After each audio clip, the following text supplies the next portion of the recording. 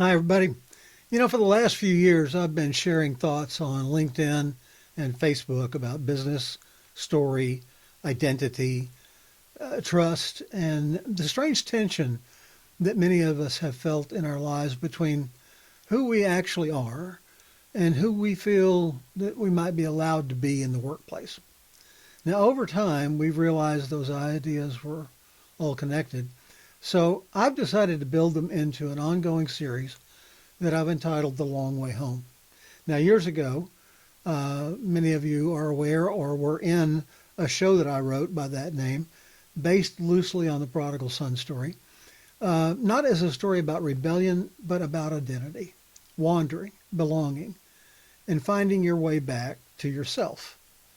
I think a lot of us are walking some version of that road. So these short videos and reflections are going to explore ideas around trust, safety, story, leadership, belonging, recognizable humanity, and the distance between performance and truth. Some of the ideas and themes from the musical may find their way into this series too. I hope you enjoy these conversations, and I genuinely love your thoughts along the way. Where in your own life have you experienced disconnect between the person you wanted to be, believed that you were, and the person you felt allowed to be at work? Here comes the first one.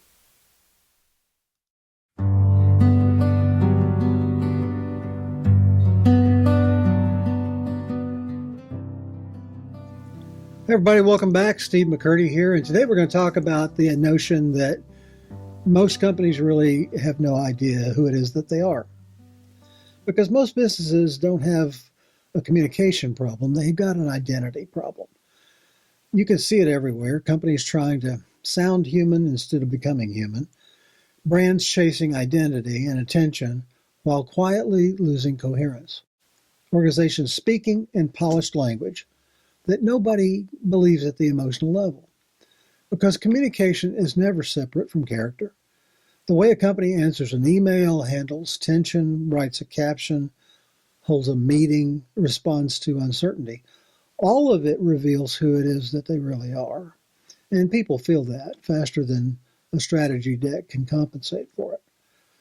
What I build my work around is this simple idea. A business owner is not their resume.